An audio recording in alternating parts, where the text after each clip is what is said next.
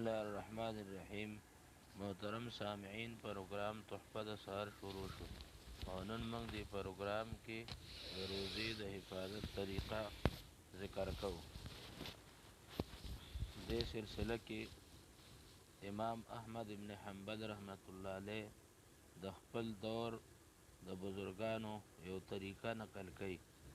هغه وایي چې زموږ زمانه کې نیکانو بزرګانو خو خلکو به چې کله روژه ونیوه نو بیا به جومات کې کېناستل، زیات وخت به یې جومات کې تېرو او وی به چې په دې جومات کې ناستې سره موږ خپله روژه محفوظ کوو او موږ د غیبت نه بچ یو او داسې یو عمل زموږ نه نه کیږي چې په هغې زموږ روژه زخمي شي.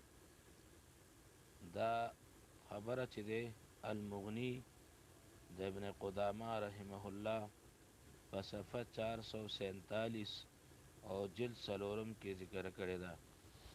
عبارت د هغې دا دی: قال الامام احمد بن حنبل، امام احمد بن حنبل وی کانو اذا صاموا قعدوا فی المساجد، چې کله به روژه وه او دوی به روژه ونیوله زمونږ د دور بزرګانو، نو دوی به جماعتونو ته لړل، جماعتونو کې به ناست وو.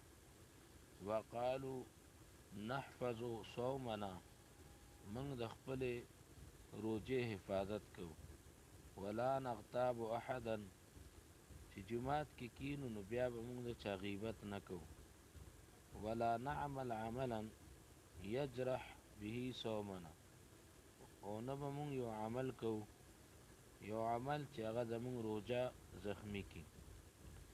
نو دا یو ښکلې طریقه ده د روژې د حفاظت لپاره چې سړی جماعت ته لاړ شي او زیاتی وخت د ضروري کارونو نه هغه په جماعت کې تیری، ځکه چې روژه عام طور د اختلاط د خلکو د وجې نه دا خرابیږي او عام طور ګڼه کې ژبه غلط استعمالیږي.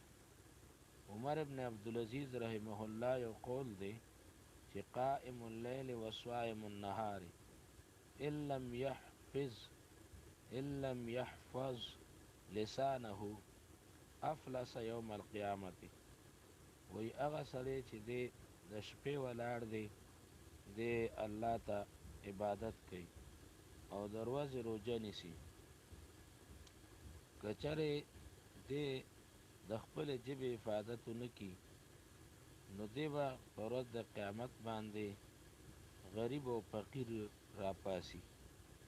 دا التمهید کتاب کې جلد 18 صفحه 442 کې دا قول د عمر بن عبدالعزیز نقل دی.